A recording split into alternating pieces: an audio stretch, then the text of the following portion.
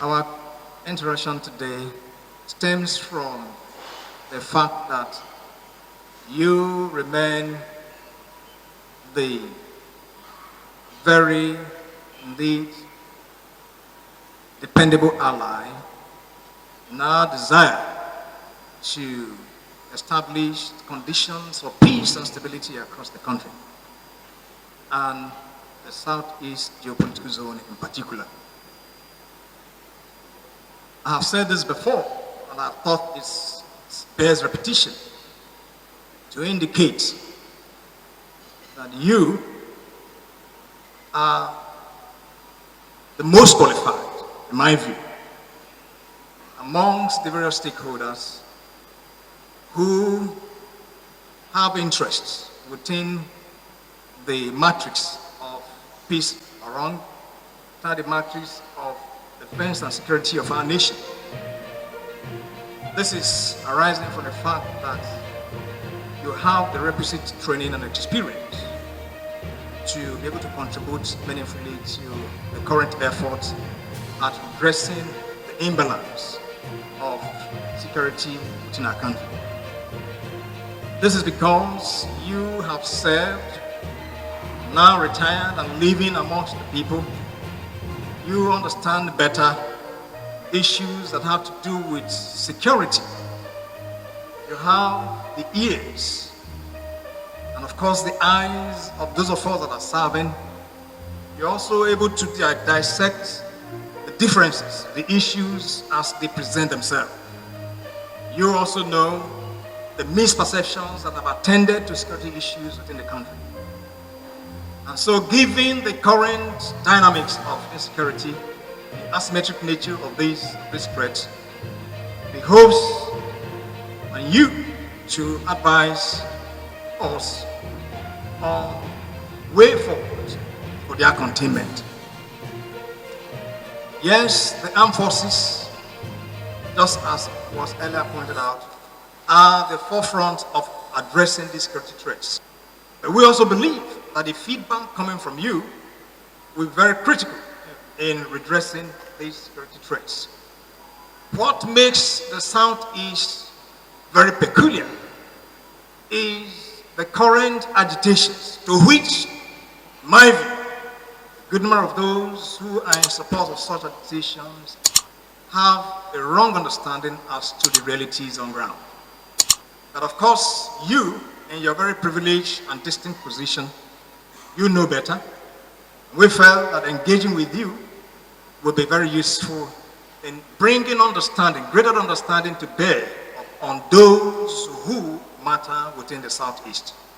And I believe that you remain loyal because, as I've always mentioned, that because you have served, because you have shown a lot of patriotic zeal, you remain sold out. You and I, of course, those of us that are serving, and you remain sold out completely to unity, faith, peace, and progress of our nation.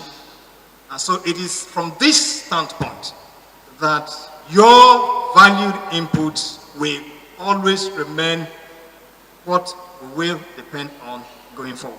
I'm happy to note that the Civil Military Cooperation Department, which I established as the Chief of Army Staff, has grown and is today playing a major role in interfacing between the military and the civil society.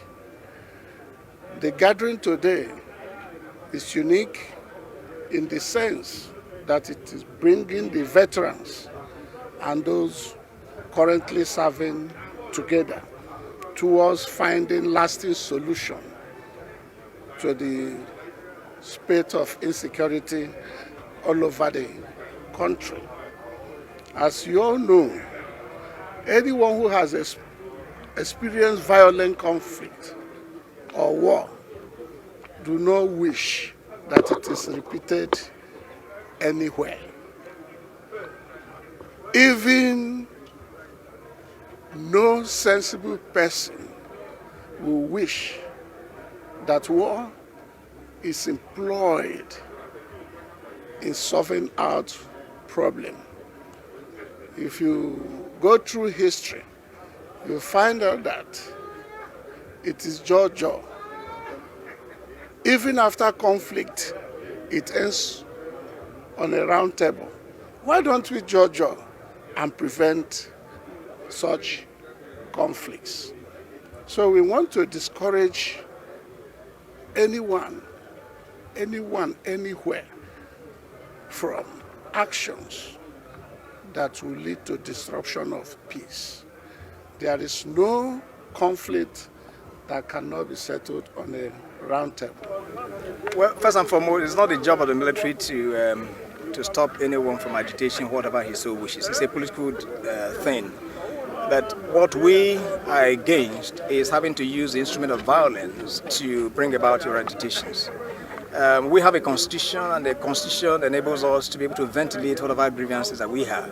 So anyone going outside the provisions of the constitution, of course, we won't, as a military and of course security agencies, allow that.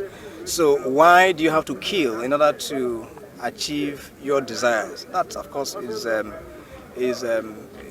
of place. So it's in that light that we will resist any attempt of anyone wanting to use the instrument of violence against the state. That certainly will not allow.